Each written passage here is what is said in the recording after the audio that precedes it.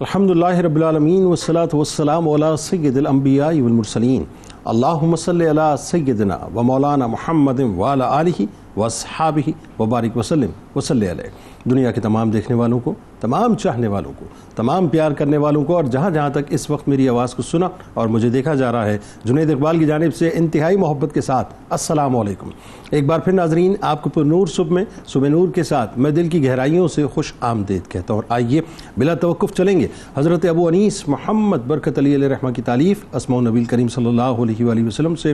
رسول اللہ صلی اللہ علیہ وآلہ وسلم کا ایک اسم مبارک پڑھنے اور سننے کی سعادت حاصل کرتے ہیں۔ سیدنا مبارک العالی صلی اللہ علیہ وآلہ وسلم، ہمارے سردار با برکت خاندان والے، درود و سلام بھیجے اللہ آپ صلی اللہ علیہ وآلہ وسلم پر، آپ صلی اللہ علیہ وآلہ وسلم کے آل پاک پر، اور صحابہ کرام رضوان اللہ تعالیٰ علیہم اجمعین پر۔ حضرت حذیفہ رضی اللہ تعالیٰ عنہ بیان کرتے ہیں کہ رسول اللہ صلی اللہ علیہ وآلہ وسلم نے فرمایا کہ ایک فرشتے نے اپنے پروردگار سے اجازت مانگی اور مجھے سلام کرنے کے لیے حاضر ہوا، اور یہ خوشخبری سنائی کہ سیدہ فاطمہ الزہرا سلام اللہ علیہا اہل جنت کی تمام عورتوں کی سردار ہیں، اور حسن رضی اللہ تعالیٰ عنہ اور حسین رضی اللہ تعالیٰ عنہ جنت کے جوانوں کے سردار ہیں۔ ہمارے ساتھ ناظرین آج آپ نے ضرور جڑے رہنا ہے، کیونکہ آج انشاءاللہ ہم ایک انتہائی سنہری کڑی، جو کہ گھرانہ اہل بیت کی سنہری کڑی ہے، ان کی بارگاہ میں مل کے چلیں گے۔ یعنی آئیے محبتوں، چاہتوں، عقیدتوں کو سمیٹ کر اور ادب کے دامن کو تھام کر در سیدہ کائنات بی بی فاطمہ الزہرا سلام اللہ علیہا کو سلام عقیدت پیش کر کے اس بارگاہ میں چلتے ہیں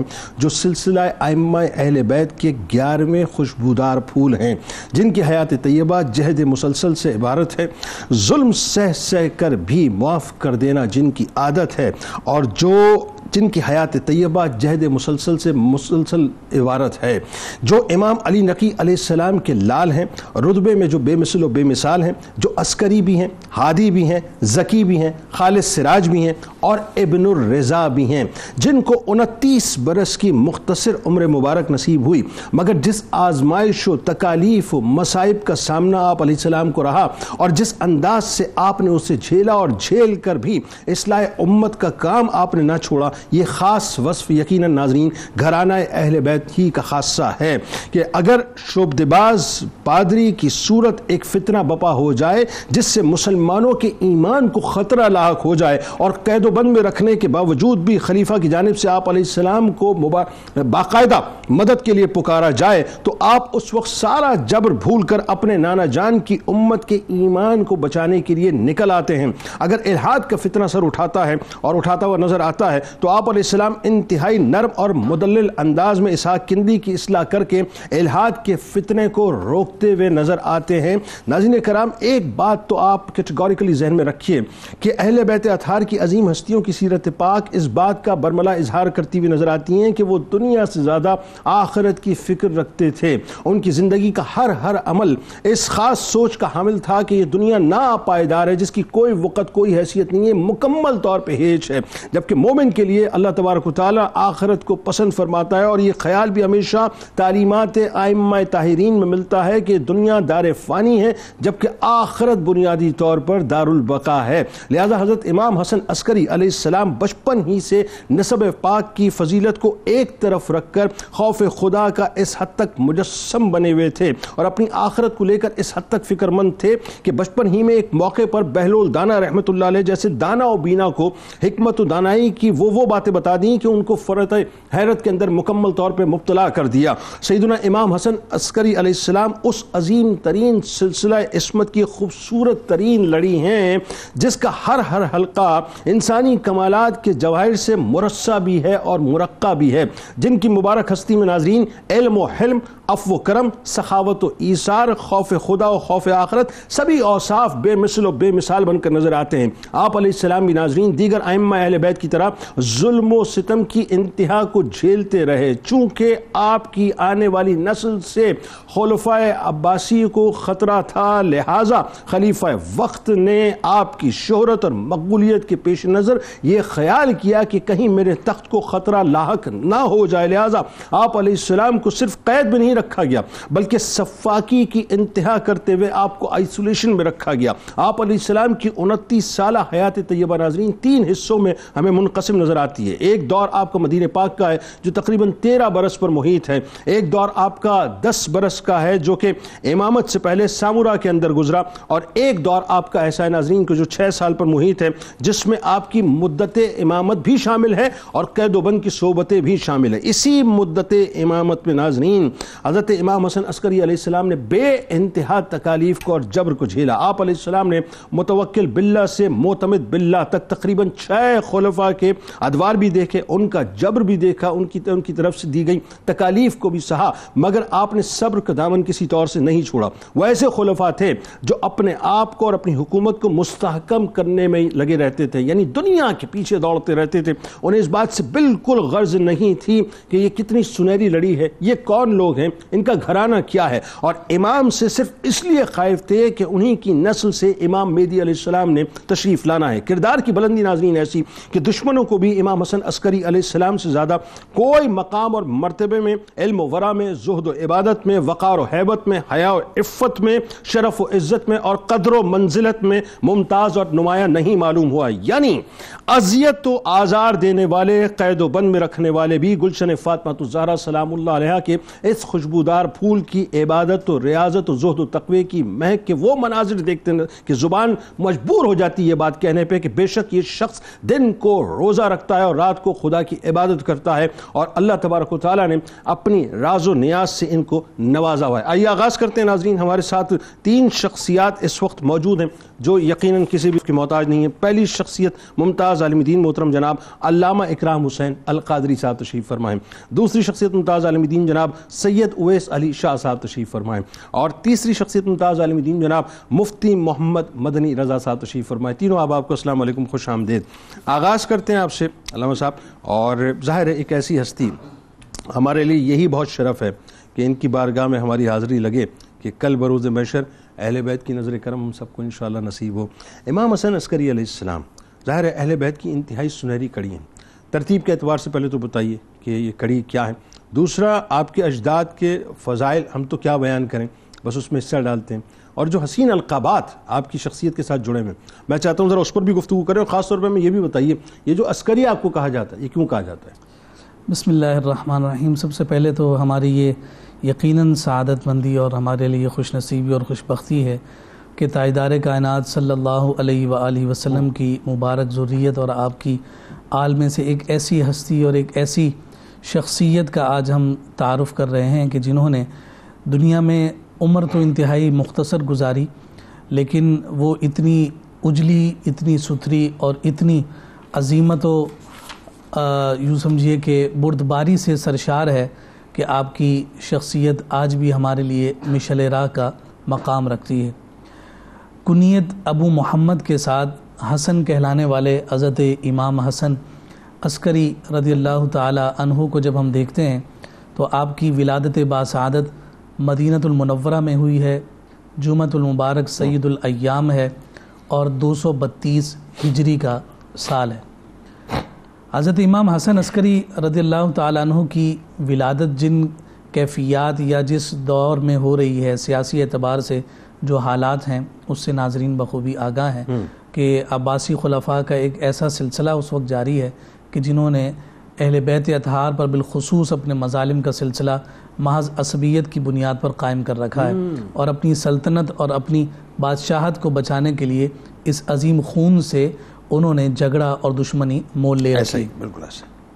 جب ہم اس خوبصورت لڑی کی بات کرتے ہیں جس کو ہم دوسرے لفظوں میں سلسلۃ الذہب بھی کہتے ہیں کہ یکے بعد دیگرے ایسے خوبصورت نفوذ ہمارے سامنے نظر آتے ہیں جنہیں ہم عام طور پر 12 ائمہ کہتے ہیں، جن کا آغاز علی المرتضیٰ شیر خدا رضی اللہ تعالی عنہ سے ہوتا ہے، اور پھر اس کے بعد یہ امامت کا سلسلہ ان کے شہزادے امام حسن مجتبیٰ رضی اللہ تعالی عنہ میں، پھر ان سے کے برادر اصغر اور ہم سب کے سروں کے تاج امام علی مقام امام حسین رضی اللہ تعالیٰ عنہ کی بارگاہ سے ہوتے ہوئے ان کے شہزادے حضرت سیدنا سجاد جناب زین العابدین رضی اللہ تعالی عنہ تک پہنچتا ہے، اور پھر یہ فیض جب انہوں نے اپنے شہزادے کو منتقل فرمایا جناب امام باقر رضی اللہ تعالی عنہ، اور پھر اس کے بعد امام جعفر صادق رضی اللہ تعالیٰ عنہ اپنا یہ فیض امت میں لوٹاتے ہوئے جب نظر آئے ہیں، تو امام جعفر صادق کا حقیقی سوری بھی اور سیرت کے اعتبار سے بھی جو حسن جس عظیم ہستی میں چھلکا ہے وہ امام سیدنا موسیٰ کاظم رضی اللہ تعالیٰ عنہ ہیں، اور پھر ان کے شہزادے ہمیں امام رضا رضی اللہ تعالیٰ عنہ نظر آتے ہیں۔ پھر تقی و نقی کی تو کیا ہی بات ہے، امام رضا کے شہزادے امام علی تقی، اور پھر اس کے بعد جناب امام نقی علیہ السلام کے بعد ان کے شہزادے جناب امام حسن عسکری رضی اللہ تعالیٰ عنہ، جو 11ویں نمبر پر ہمیں اس خوبصورت لڑی میں نظر آتے ہیں، جن کا آج ہم ذکر خیر کر رہے ہیں، اور پھر اس کے بعد یہ سلسلہ حضرت سیدنا امام مہدی رضی اللہ تعالیٰ عنہ پر جا کر اختتام پذیر ہوگا، اور یہ خوبصورت تسلسل اسی طرح سے جاری و ساری ہے۔ امام حسن عسکری رضی اللہ تعالیٰ عنہ کی شخصیت جو ہے عظیمت سے، جبر کو برداشت کرنے سے، صبر سے عبارت ہے۔ محض 4 سال کی آپ کی عمر ہے کہ جب انہیں مدینۃ الرسول سے اپنے والد بزرگوار کے ساتھ نکلنا پڑا، اور اس وقت کا جو جابر خلیفہ متوکل ہے اس نے جبراً آپ کو اور آپ کے والد بزرگوار کو مدینۃ الرسول چھوڑنے پر مجبور کیا، اور آپ عراق کے شہر سرمن رائے میں آ کر قیام پذیر ہوئے، اور وہاں آپ کا کافی وقت گزرا۔ اور جہاں ہم عسکری کی بات کرتے ہیں لقب کے حوالے سے، تو یہ بات یہاں ذکر کی گئی کہ وہی شہر ہے سرمن رائے عراق کا کہ جہاں پر آپ آ کر اقامت پذیر ہوئے تھے، تو وہیں پر آ کر جب خلیفہ معتصم باللہ نے اپنا پڑاؤ ڈالا تھا لشکر کے ساتھ آ کر، اور کچھ عرصہ وہاں قیام رہا، چونکہ عسکر جو ہے وہ لڑائی جھگڑا فوج اور جنگ کے ساتھ عبارت ہوا کرتا ہے، تو وہ علاقہ عسکر کہلانے لگ گیا، جس کی وجہ سے امام حسن عسکری کہلائے۔ ایک تو یہ وجہ تاریخی اعتبار سے ہمیں نظر آتی ہے جو ایک طرح سے لاجیکل بھی ہے، لیکن ایک اور وجہ اور ایک اور سبب ہمیں یہ نظر آتا ہے کہ محض 29 سال کی عمر، 4 سال کی عمر میں مدینہ چھوڑ رہے ہیں، اور پھر اس کے بعد باقی کے 25 سال گویا ایسے ہی لگتا ہے کہ آپ میدان جہاد ہی میں گزار رہے ہیں، یعنی ایک فوجی کی سی حیثیت سے اور ایک عسکر فرد کی حیثیت سے کہ جو جنگ و جدال میں مشغول اور مصروف رہا، کہ فرمایا کہ وہ جو آپ نے اپنا سامان حرب پہن رکھا ہے، فرمایا اس قدر کثرت کے ساتھ آپ نے پہنا کہ جس کی وجہ سے آپ کو امام حسن عسکری کہا جانے لگا، کہ آپ جب نظر آتے کسی نہ کسی محاذ پر آپ لڑتے ہوئے نظر آئے، جس وجہ سے آپ کو عسکری کہا گیا۔ دیگر القابات کی جب ہم بات کرتے ہیں تو ان میں سب سے بنیادی جو ہمیں لقب نظر آتا ہے وہ ہادی کا نظر آتا ہے، اور یہی لقب آپ کے والد بزرگوار کا بھی۔ اچھا، یہ بھی کیفیت دیکھیے کہ آپ کے والد کی عمر محض 6 سال تھی تو آپ کے والد بزرگوار وصال فرما گئے تھے، بالکل ایسا۔ اور یہاں یہ کیفیت ہے کہ آپ کو جلا وطن کیا جا رہا ہے اور آپ کی عمر 4 سال، یعنی بچپن ہی سے ان کی تربیت کا ایسا رجحان اور میلان ہے کہ انہوں نے بڑے ہو کر امامت ہی کا فریضہ سر انجام دینا ہے۔ ابن الرضا کا خوبصورت لقب بھی آپ کو دیا گیا، رضامندی اور اللہ کی تقدیر پر راضی ہونے کا جو خوبصورت پیغام آپ کی ذات سے ملتا ہے وہ آپ ہی کا خاص ہے۔ سبحان، کیا کہنا، کیا خوبصورت تمہید ہے۔ امام حسن عسکری علیہ السلام، شاہ صاحب اگر ہم بات کریں تو آپ یہ دیکھیے کہ جیسے میں نے ابتدا میں ایک بات کہی کہ یہ وہ ہستیاں ہیں کہ جنہوں نے دنیا کو مکمل طور پہ ہیچ سمجھا، اور اصل میں ان کی فکر جو تھی وہ آخرت تھی، اور ان کے دل کے اندر ہر وقت خوف خدا، گو کہ ظاہر ہے نسب کے اعتبار سے اللہ تبارک و تعالیٰ نے جو مقام المرتبہ عطا کیا وہ ماورائے عقل سے، لیکن آپ دیکھیے کہ بہل الدانا سے آپ کی ملاقات ہوتی ہے رحمۃ اللہ علیہ سے، اور اس وقت آپ کا بچپن ہے، لیکن جتنا حکمت بھرا کلام آپ کا ہے اور جتنی حکمت بھری آپ نے باتیں کی، اور خاص طور پہ قرآن کی روشنی میں خوف خدا اور خوف آخرت کو جس طرح سے بیان کیا، یعنی فکر آخرت کو جس طرح بیان کیا، بتائیے ذرا۔ بسم اللہ الرحمن الرحیم والحمد للہ والصلاة والسلام علی رسول اللہ۔ جنید بھائی، اگر ہم حضرت امام حسن عسکری رضی اللہ تعالی عنہ کی حیات طیبہ کو دیکھتے ہیں، اور بالخصوص آپ کے خوف خدا، خشیت الہی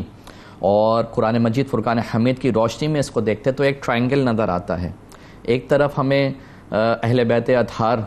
نظر آتے ہیں، ایک طرف قرآن نظر آتا ہے، اور ایک طرف خشیت الہی، خوف خدا نظر آتا ہے۔ اس کو اگر ہم نے سمجھنا ہو اور اس کی بیٹر انڈرسٹینڈنگ ہمیں حاصل کرنی ہو تو حضور جان عالم علیہ الصلوۃ والسلام کا ایک بڑا پیارا اور معروف فرمان ہے کہ آپ علیہ السلام نے ارشاد فرمایا کہ انی قد ترکت فیکم الثقلین، کہ بے شک میں تم میں دو چیزیں چھوڑے جا رہا ہوں، کتاب اللہ حبل ممدود من السماء الی الارض، کہ پہلی جو ہے وہ تو اللہ تبارک و تعالی کی کتاب ہے جو آسمان سے زمین تک ایک مضبوط رسی ہے، اور مزید فرمایا کہ وعطرتی اہل بیتی، اور میری اہل بیت، یعنی دو چیزیں چھوڑے جا رہا ہوں، ایک تو کتاب اللہ ہے، اللہ کی پاک کتاب ہے، اور دوسری میری اہل بیت ہے کہ اگر اس کو تھامے رکھو گے تو کبھی گمراہ نہ ہوگے۔ مزید فرمایا، یعنی ان کا جو لنک ہے ذرا اب وہ سمجھیے، فرمایا کہ الا انہا لن یفترقا حتی یرد علی الحوض، کہ یہ اہل بیت اور یہ قرآن یہ ہمیشہ ساتھ رہیں گے، ایک کنیکشن ان میں ہمیشہ ڈیولپ رہے گا،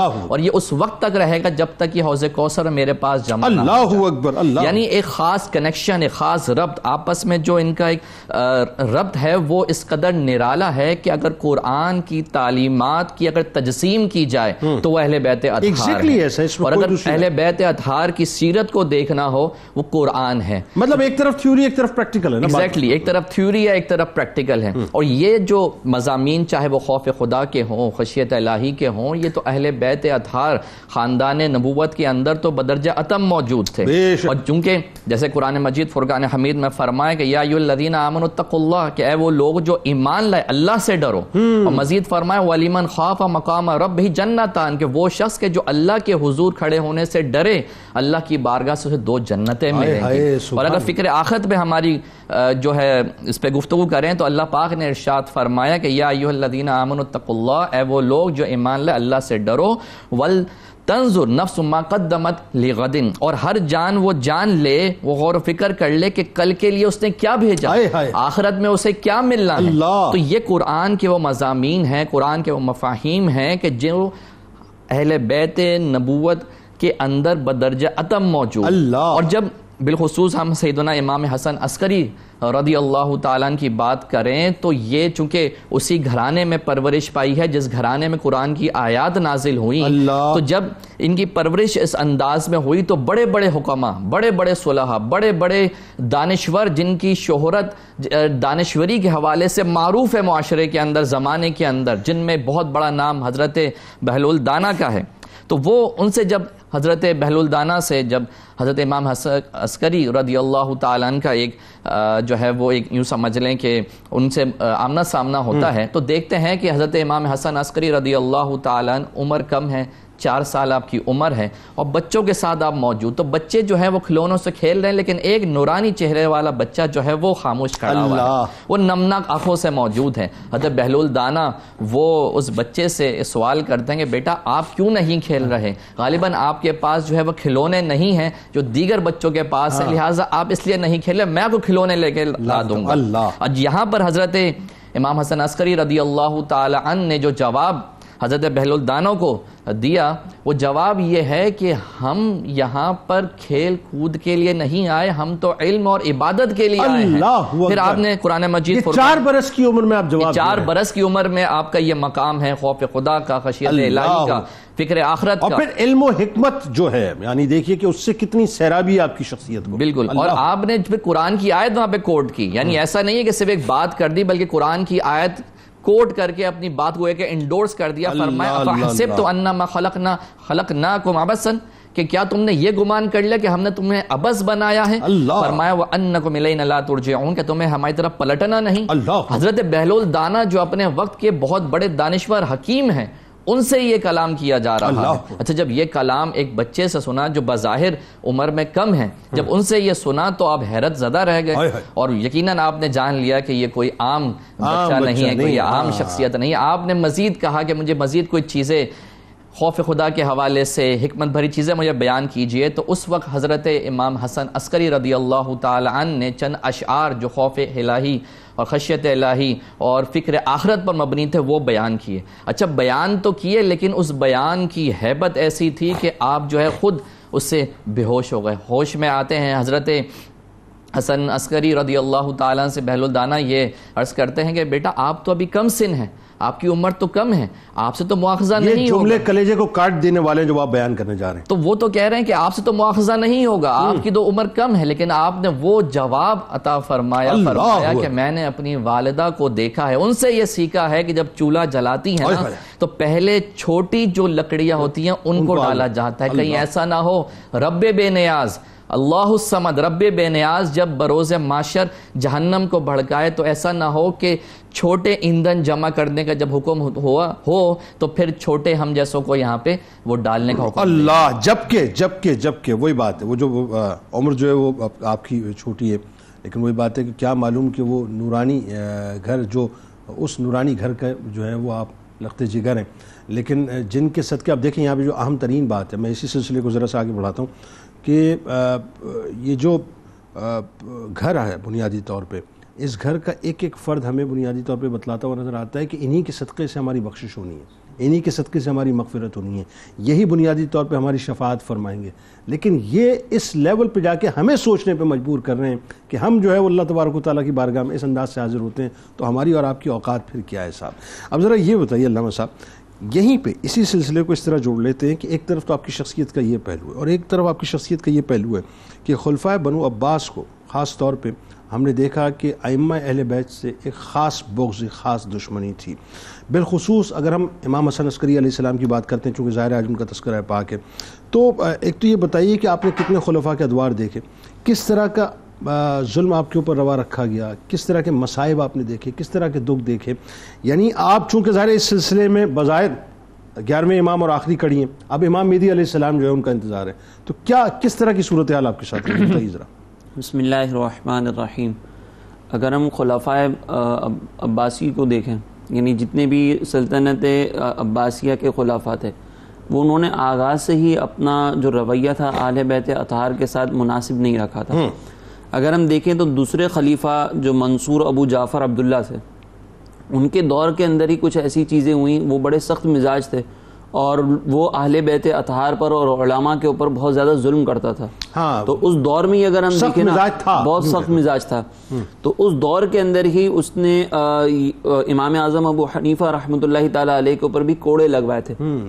صرف اس بات پر کہ آپ نے عہدہ قضا قبول کرنے سے منع کر دیا تھا. اور پھر اسی طریقے سے جب اس کا یہ ظلم و ستم دیکھا گیا تو اس دور میں حضرت علی رضی اللہ تعالیٰ عنہ کے 2 شہزادے محمد اور ابراہیم, جن کا سلسلہ نسب کچھ اس طریقے سے کہ محمد بن عبداللہ بن حسن بن علی, تو یہ وہ افراد تھے جنہوں نے اس کے خلاف آواز اٹھائی اور جن کی نسل سے عبداللہ شاہ غازی رحمۃ اللہ علیہ. جی, اور پھر انہوں نے جو ہے وہ یہ آواز بھی اٹھائی اور پھر اس کے بعد جو ہے انہوں نے اس کے خلاف جو علماء تھے انہوں نے ساتھ دیا. تو اس منصور نے تمام جتنے علماء نے ساتھ دیا تھا اس میں امام اعظم ابو حنیفہ, امام مالک جیسی جیت شخصیات بھی شامل تھیں, ان سب کو قید بھی کیا اور ان کے اوپر ظلم بھی کیا. تو یہ وہ پہلا وہ وقت تھا کہ جہاں سے عباسی کی طرف سے باقاعدہ یہ عباسی خلفاء کی طرف سے علوی جو افراد تھے ان کے خلاف باقاعدہ اس طرح کا اختلاف پیدا ہوا. اور پھر اس دور میں کچھ سادات کرام نے بھی ساتھ دیا تھا ان 2 افراد کا, تو ان پر بھی ظلم و ستم کیا گیا. پھر یہ سلسلہ آگے چلتا چلا گیا اور جتنے بھی خلفاء آئے اس میں سے چند ایک کے علاوہ ہر ایک نے سادات کرام کے ساتھ یہ ناروا سلوک رکھا. اس میں پھر آگے چل کر ایک متوکل نام کا شخص آیا, یہ بھی اس وقت کا خلیفہ تھا. اس نے بھی بہت زیادہ ظلم و ستم کیے, حتیٰ کہ آپ کے والد محترم امام علی نقی رضی اللہ تعالی عنہ ان کو زبردستی مدینے سے جو ہے عراق بلوایا گیا. اور جب یہ مدینے سے عراق آئے تو وہاں پر آپ کو قید و بند کی صعوبتوں میں رکھا گیا. اور یہی متوکل وہ شخص ہے کہ جس کے بیٹے میں معتز اور معید آتے ہیں. ایک دفعہ اس نے اپنے جو بیٹے تھے ان کے استاد کو بلایا اور یعقوب بن سکیت, ان کو بلا کر پوچھا کہ تم یہ بتاؤ کہ میرے یہ دونوں بیٹے تمہارے نزدیک زیادہ محبوب ہیں یا حسن و حسین زیادہ محبوب ہیں؟ تو انہوں نے سامنے سے یہ جواب دیا کہ ان دونوں بیٹوں سے زیادہ تو حضرت علی رضی اللہ تعالیٰ عنہ کا غلام بہتر ہے, کہہ جائے کہ تم ان کا مقابلہ حسن و حسین سے کرو. تو اس کے جواب میں متوکل نے اپنے جو بیٹے ہیں ان کے استاد کو بھی قتل کروا دیا. تو یہ اب آپ ذرا غور کریں کہ کس انداز سے اہل بیت اطہار سے دشمنی کا اظہار کیا جا رہا تھا. اور پھر یہی متوکل کے بعد آگے چل کر جو دور آیا وہ معتز کا آیا, پھر اس کے بعد محتدی اور پھر معتمد. یہ 4 افراد جو ہے وہ پے در پہ آئے اور انہوں نے ان میں سے ہر ایک نے جو ائمہ اہل بیت تھے ان کے اوپر ظلم و ستم کیا گیا. پھر جب حضرت امام حسن عسکری رضی اللہ تعالیٰ عنہ کا دور آیا تو اس وقت یہ جو معتز تھا یہ تخت نشین تھا.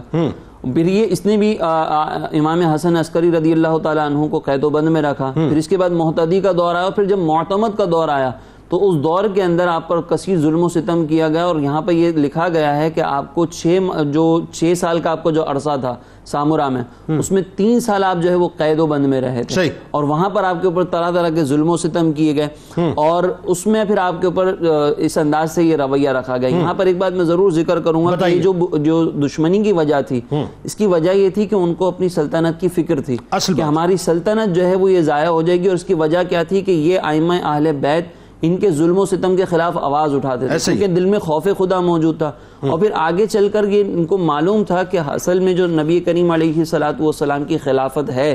اس خلافت کے اصل مستحق جو ہے یہ ائمہ اہل بیت ہی ہیں. بالکل ایسا ہے. اور پھر آگے چل کر امام مہدی رضی اللہ تعالیٰ عنہ انہوں نے بھی تشریف لانا ہے. تو ان کے ذہن میں یہ تھا کہ اگر ہم امام حسن عسکری رضی اللہ تعالیٰ عنہ کو ادھر ہی شہید کر دیں گے تو آگے چل کر جو خلافت کا سلسلہ ہے وہ آگے بڑھ نہیں سکے گا. تو اس لیے ظلم و ستم کیے گئے. لیکن اللہ تبارک و تعالیٰ کا کرم ایسا ہوا کہ اللہ تعالیٰ نے ائمہ اہل بیت کی حفاظت بھی فرمائی اور اس سلسلے کو آگے چلاتے رہے. آپ ایک بات دیکھیے کہ واسق باللہ جو ہے 227 ہجری میں وہ تخت نشین ہوتا ہے اور 227 ہجری سے لے کے 279 ہجری تک یعنی معتمد باللہ تک یہ جو 6 عباسی خلفاء ہیں، جس کے اندر واسق کے بعد جو ہے متوکل تھا، متوکل کے بعد جو ہے منتصر تھا، منتصر کے بعد مستعین تھا، مستعین کے بعد موتز تھا، ہے نا، اور اس کے بعد معتدی تھا، پھر اس کے بعد جو ہے معتمد تھا. یعنی کوئی ایک خلیفہ ایسا نہیں تھا کہ جس نے لینینسی رکھی ہو یا حب اہل بیت کا اظہار کیا ہو، جبکہ ان کا ایجنڈا جو ہے ٹیک اپ کرنے کا حکومت کا وہ یہی تھا کہ ہم حب اہل بیت میں آ رہے ہیں اور جو کچھ بھی ظاہر اموی خلفاء نے کیا ہے ہم اس کو ختم کریں گے. ناظرین اکرام، یہاں ایک بات ذرا سا سمجھ لیجئے، اور یہ بات اس لیے بھی ضروری ہے، یہ ہر دور میں صاحب معاملہ رہا ہے کہ جہاں کرسی، طاقت، حکومت، جاہ و حشمت کی بات آ جاتی ہے، لوگ اصل محبتوں کو اور اصل عقیدتوں کو بھی فراموش کر دیتے ہیں جو اللہ، اس کے رسول اور ان کے گھرانے کی ہیں. یہاں ہمیں صرف یہ سمجھنا ہے صاحب کہ یہ تمام باتیں جو ہے نا، یہ کرسی، طاقت، عزت، شہرت، یہ سب کچھ ختم ہو جائے گا، لیکن جو ہم ساتھ لے کے جائیں گے وہ اللہ اور اس کے رسول صلی اللہ علیہ وآلہ وسلم کی محبت ہے، اہل بیت کی محبت ہے، اللہ کے پیاروں کی محبت ہے. تو اس پر کبھی کمپرومائز مت کیجیے گا. درود پاک کا نذرانہ پیش کرتے ہیں سرکار کی بارگاہ میں. لوٹ کے انشاءاللہ سلسلے کو یہیں سے جوڑیں گے کہ کس انداز سے ظاہر تکالیف کے باوجود بھی پھر ایک وقت آیا تھا کہ ایک پادری کا فتنہ اٹھا تھا. وہ کیا فتنہ تھا اس پہ آپ کو بتائیں گے کہ کس انداز سے آل رسول صلی اللہ علیہ وآلہ وسلم نے آگے بڑھ کے اس فتنے کو ختم کیا. اور آخر میں انشاءاللہ ہمارے ساتھ منقبت پیش کرنے کے لیے تشریف لائیں گے جناب حافظ محمد گوہر رانا صاحب، جو کہ ملک کے معروف ثنا خائیں. درود پاک کا نذرانہ. اللہم صلی علی سیدنا و مولانا محمد وعلی سیدنا علی و سیدتنا فاطمہ و سیدتنا زینب و سیدنا حسن و سیدنا حسین وعلی آلہ و صحبہ و بارک وسلم.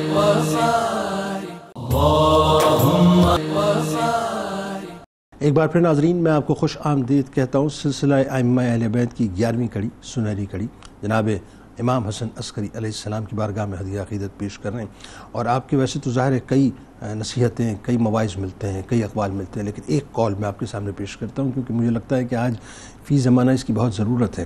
ہمارے مزاجوں کے اندر ناظرین بہت زیادہ یوں کہہ لیجئے کہ ایک تفاخر، اکڑ، کبر پیدا ہو گیا ہے. اور یہ ریلیونسی اس اعتبار سے بھی ہے کہ آپ دیکھیے کہ اللہ تبارک و تعالیٰ نے جو مقام اور مرتبہ آپ کو عطا کیا ہے، ظاہر ہے جس سلسلے کی آپ سنہری کڑی ہیں، جس گھرانے کے آپ نور ہیں، اس گھرانے کا صدقہ تو پوری دنیا کھاتی ہے، پوری کائنات کھاتی ہے اور انشاءاللہ کھائے گی بروز محشر بھی. تو وہاں تفاخر والی بات نہیں تھی ناظرین، وہاں تو عاجزی اور انکساری تھی. انتہائی ڈاؤن ٹو ارتھ تھے، انتہائی جھک کے گفتگو کیا کرتے تھے اور اپنی فکر میں رہتے تھے. گو کہ ان کے صدقے ہماری فکریں دور ہوں گی لیکن وہ پھر بھی اپنی فکر میں رہا کرتے تھے. وہ کیا کمال جملہ فرماتے ہیں، ذرا توجہ سے سن لیجئے. فرماتے ہیں کہ جو شخص دنیا میں اپنے مومن بھائیوں کے ساتھ تواضع و انکساری کے ساتھ پیش آئے گا، کیا فرماتے ہیں؟ جو شخص دنیا میں اپنے مومن بھائیوں کے ساتھ تواضع اور انکساری کے ساتھ پیش آئے گا، خدا کے نزدیک اس کا شمار صدیقین کے ساتھ ہوگا.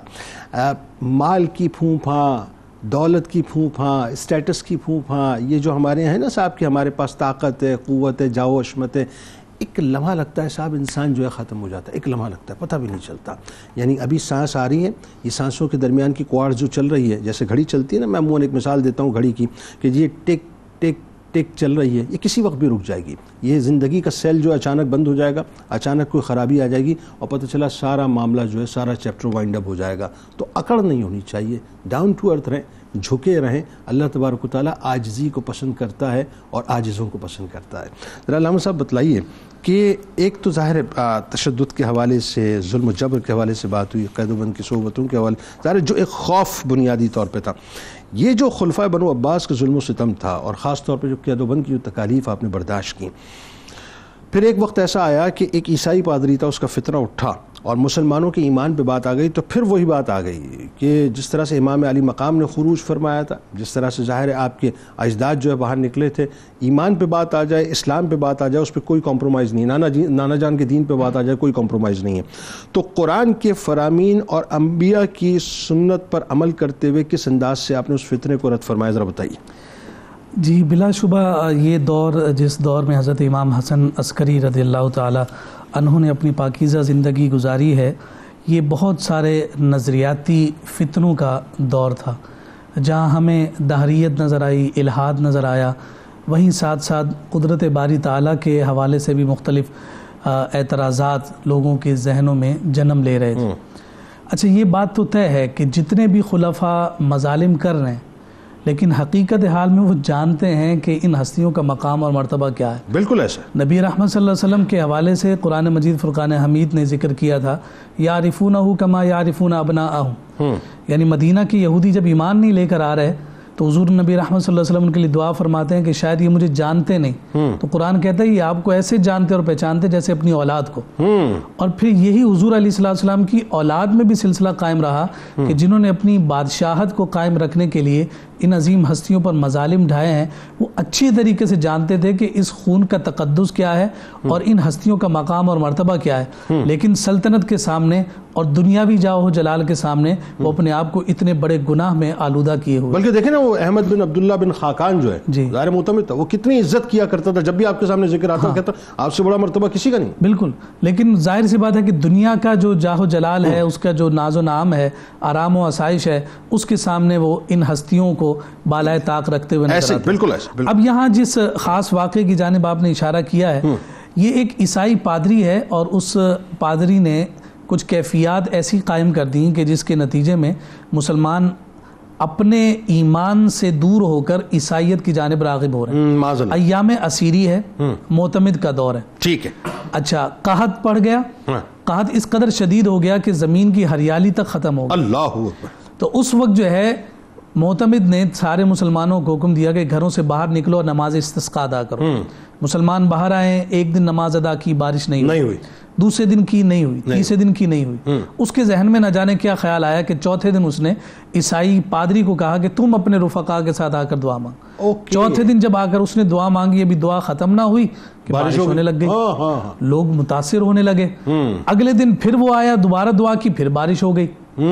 اب یہ کیفیت ایسی تھی کہ مسلمان عیسائیت کی جانب راغب ہو رہے ہیں. یعنی یہ بہت ہی بڑا فتنہ، اتنا بڑا فتنہ. اور اس پر جو ہے معتمد یہ جان گیا کہ اگر اس فتنے سے کوئی بچا سکتا ہے تو وہی ہیں جو ایام اسیری میں میری قید میں موجود ہیں، جن کا نام حسن عسکری. یعنی جن پہ وہ ظلم کر رہا ہے اور جن کو اس نے قید و بند میں رکھا ہوا ہے، وہ جانتا ہے کہ یہی ہیں کہ جو اس پریشانی سے ہمیں نکال سکتے ہیں. اللہ. امام حسن عسکری رضی اللہ تعالیٰ عنہ اپنے ساتھیوں کے ساتھ باہر تشریف لائے. عیسائی پادری بھی آیا اور جب دونوں نے دعا کرنے کا سلسلہ قائم کرنے لگے تو امام حسن عسکری نے فرمایا کہ جاؤ اور اس پادری کی انگلیوں کے درمیان میں کچھ ہے، وہ جو اس سے لے کر آؤ. تو وہ جب لوگ گئے اور اس سے وہ چیز لے کر آئے تو آپ نے انتہائی ادب اور احترام سے اس شے کو کپڑے میں لپیٹا اور لپیٹ کر واپس اس کے پاس بھیج دیا. اور وہ دعائیں کرتا رہ گیا، بارش نہ ہوئی. جس پر لوگ بھی حیرت میں مبتلا ہوئے کہ 3 دن مستقل ہم نے یہ آزمایا ہے کہ یہ دعا کرتا ہے، بارش ہو جاتی ہے، آج کیا ماجرا ہو. تو اس کے جواب میں امام حسن عسکری سے جب پوچھا گیا تو آپ نے فرمایا کہ اس کی انگلیوں کے درمیان میں اللہ کے ایک نبی کے جسم کا ایک تبرک تھا، اللہ اور وہ دعا کرتے ہوئے اس تبرک کو آسمان کی جانب بلند کر دیتے. اللہ رب العزت اپنے نبیوں کے جسم کے حصے کی لاج رکھتے ہوئے بارش برسا دیتے ہیں. اب چونکہ اسے ادب اور احترام کے ساتھ کپڑے میں لپیٹ کر ہم نے واپس اس کے پاس بھیجا ہے، اب وہ لاکھ دعائیں کر لے نہیں ہو سکتی، یعنی سو پردہ حائل ہو گیا، پردہ حائل ہو گیا. اب یہ کیفیت لوگوں کے سامنے جب آئی تو وہاں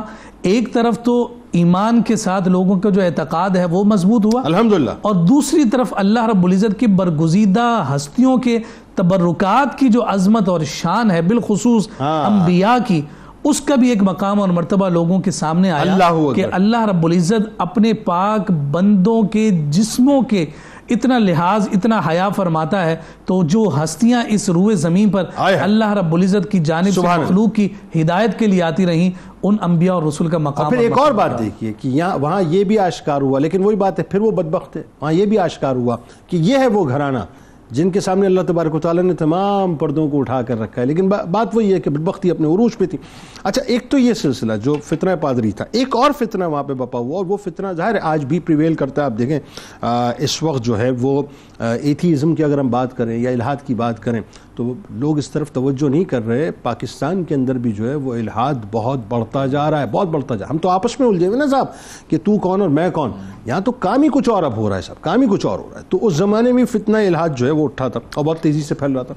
امام حسن عسکری علیہ السلام اس دور میں فتنہ الحاد کا جو راستہ روکتے ہیں، اور دیکھیں کتنے خوبصورت پیارے نرم اور مدلل انداز میں اسحاق کندی کو آپ نے نصیحت فرمائی. ذرا وہ بتائیے وہ کیا ہوا کہ، اور خاص طور پہ یہ بھی آپ نے بتانا ہے کہ اللہ تعالیٰ نے جو آپ کو علمی مقام اور مرتبہ عطا کیا، آپ کے جو اسٹوڈنٹس تھے ان کا مقام بتائیے.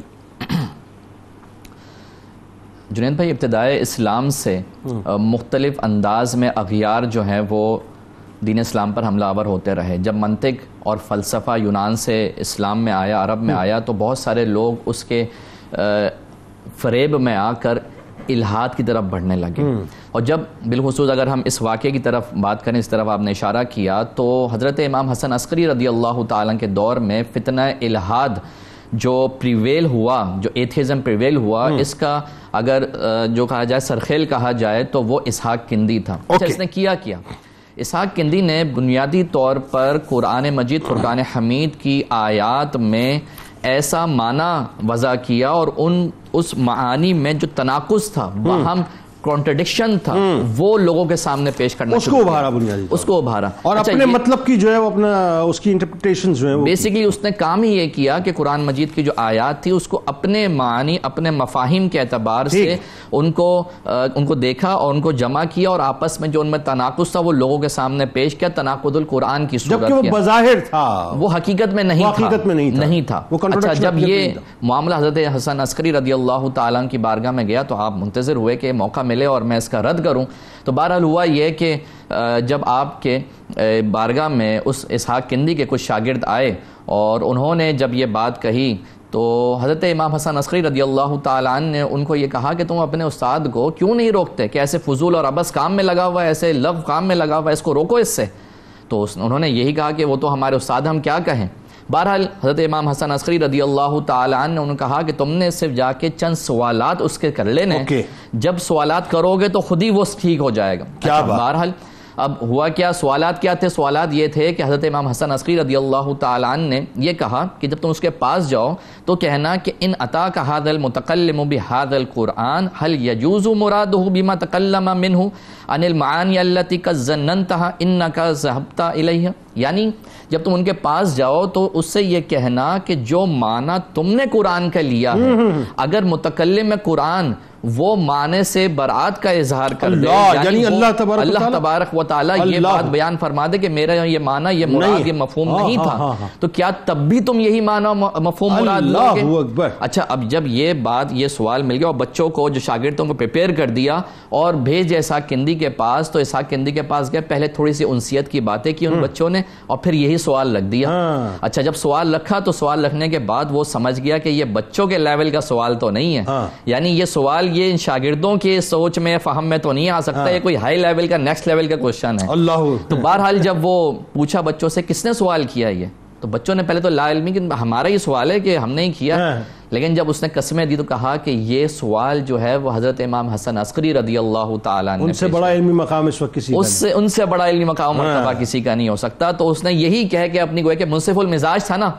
منصف المزاج تھا, اس نے یہ کہہ کے اپنی گویا کہ عاجزی کا اظہار کر دیا کہ یہ سوال, یہ علمی معلومات آ ہی اس گھرانے سے سکتی ہیں. سبحان اللہ. تو بہرحال جب یہ بات ہوئی تو اس نے اپنی کتابوں کو جو تناقض القرآن اس نے لکھا, اس نے اس کو نظر آتش کر دی, یعنی گویا کہ اپنے اس الہاد کے فتنے کو اس نے وہیں ختم کر دیا. اللہ اکبر. بہرحال اس طرح اور بھی کئی مواقع پہ یہی ہمارے دیکھیں ائمہ دین اور جو ہمارے علماء ہیں ان کا وتیرہ اور طریقہ رہا کہ جب بھی اسلام کے خلاف کوئی بات ہوتی تو وہ کھڑے ہو جاتے, وہ اس کا رد کرتے. اور اسی طرح اگر آپ کے علمی مقام و مرتبے کی بات کی جائے تو آپ کی صعوبتوں کے باوجود, اگرچہ آپ کی ظاہری عمر جو ہے وہ زیادہ نہیں, لیکن اس سے زیادہ یعنی 100 سے زائد آپ کے طلبہ, ان صعوبتوں کے باوجود, اس قید و بند کے باوجود آپ کے 100 سے زائد جو ہے وہ طلبہ ہیں جنہیں بڑے بڑے مشہور معروف نام ہیں کہ اگر ان کا ذکر کریں تو ایک کثیر وقت چونکہ ظاہر اتنی اجازت نہیں دے رہا. لیکن آخری میں فائنلی اب ذرا یہ بتائیے, یہ بہت ضروری ہے اس دور میں بھی سمجھنا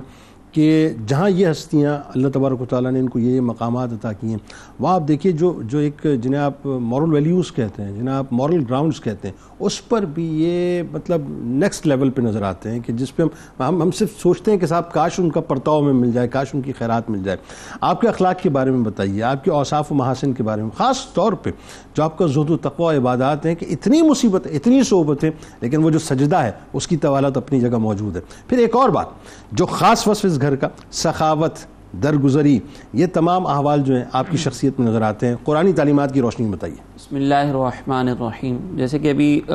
پچھلے جوابات میں شاہ صاحب نے ذکر کیا تھا کہ ائمہ اہل بیت کی جو سیرت ہے, ان کا جو کردار ہے وہ قرآن کی تفسیر ہی ہے. بالکل ایسا ہے. اگر ہم قرآن کی ایک آیت مقدسہ کو دیکھیں جس میں اللہ تعالیٰ نے عباد الرحمن کی صفات کو ذکر کیا,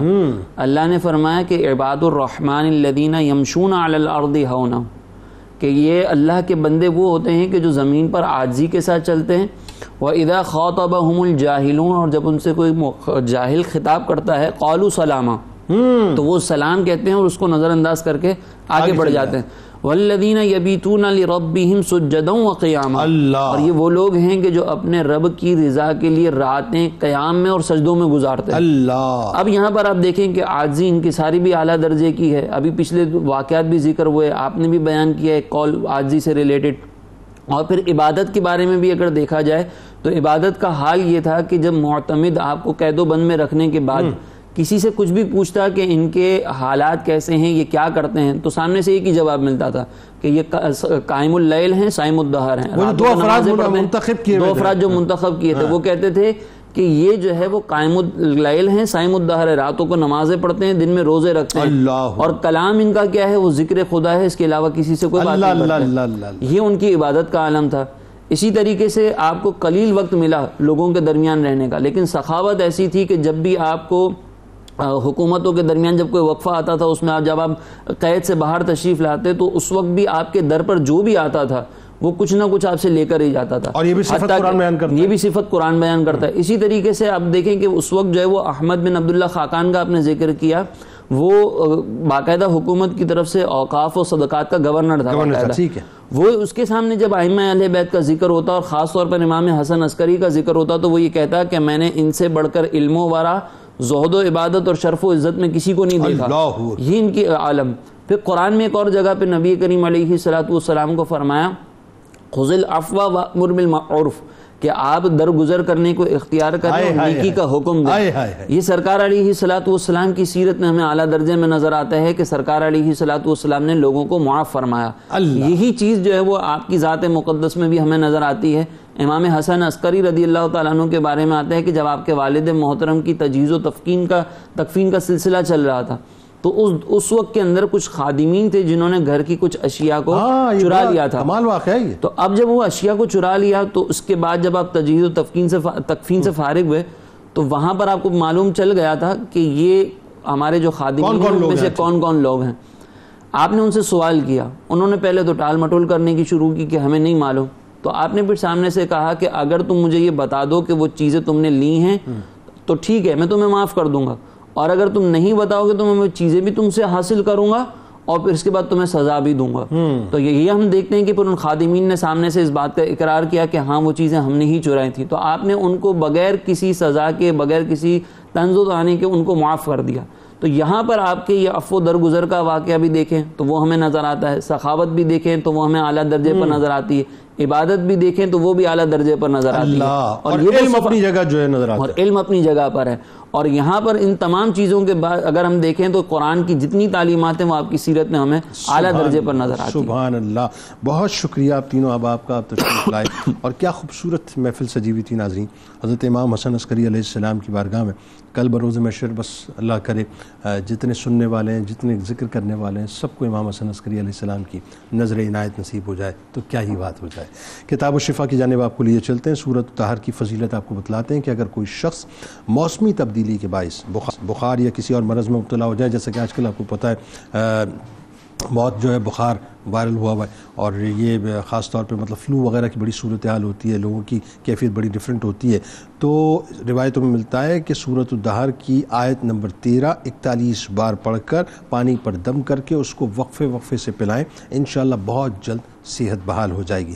امام حسن عسکری علیہ السلام کا قول مبارک ہے کہ حصول رزق میں فرائض و واجبات سے انحراف نہ کرو، کیونکہ رزق کا ضامن اللہ تعالیٰ ہے، اس لیے تمام رزق جو ہے تمہارے یعنی جو جتنے بھی رزق کے معاملات ہیں وہ تمہیں تمہارے واجبات سے نہ روکیں. روزنامہ 92 نیوز میں آپ مضمون ضرور پڑھیے گا حضرت امام حسن عسکری علیہ السلام کے حوالے سے. ٹویٹر پہ ہمیں ضرور فالو کیجیے گا، فیس بک پیج کو لائک کیجیے گا، یوٹیوب چینل کو سبسکرائب کیجیے گا، بیل آئیکن کو ضرور کلک کیجیے گا. آپ وہاں موجود ہیں، ہم یہاں موجود ہیں، مل کے نعرہ لگائیں گے. لیکن اس سے پہلے تعارف ہو جائے، ہمارے ساتھ ملک معروف ثنا خان جناب حافظ محمد گوہر رانا صاحب موجود ہیں، منقبت کا نذرانہ پیش کریں گے. آپ کو خوش آمدید، السلام علیکم. تو آئیے ذرا پہلے روح سے تجدید عہد وفا کر لیتے ہیں. لا یؤمن احدکم حتی اکون احب الیہ من والدہ وولدہ والناس اجمعین. اللہ تعالیٰ آپ کا، ہمارا، ہم سب کا، پاکستان کا اور امت مسلمہ کا حامی و ناصر ہو، آمین. پاکستان کا مطلب کیا؟ لا الہ الا اللہ محمد رسول اللہ صلی اللہ علیہ وآلہ وسلم. حسن عسکری شان و عظمت میں اعلیٰ، حسن عسکری شان و عظمت میں اعلیٰ،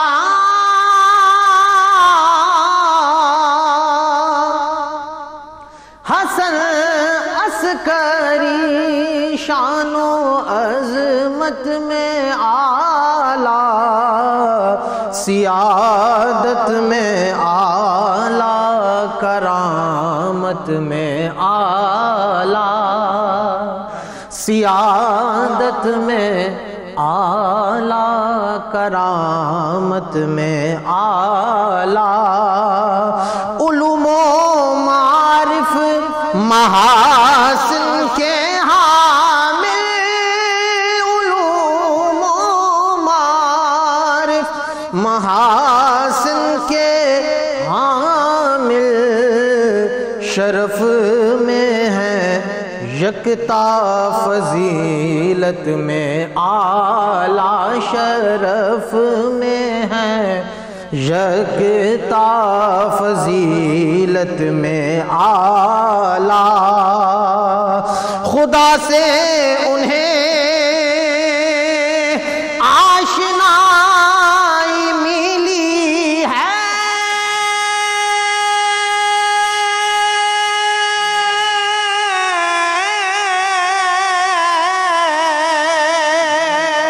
خدا سے انہیں، خدا سے انہیں آشنائی ملی ہے، ہوئے ہیں جبھی قرب و وصلت میں اعلیٰ، ہوئے ہیں جبھی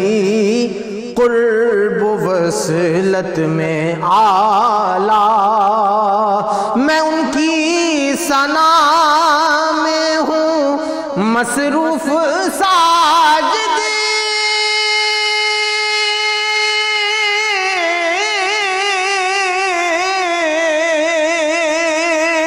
میں ان کی ثنا میں، میں ان کی ثنا میں، میں ان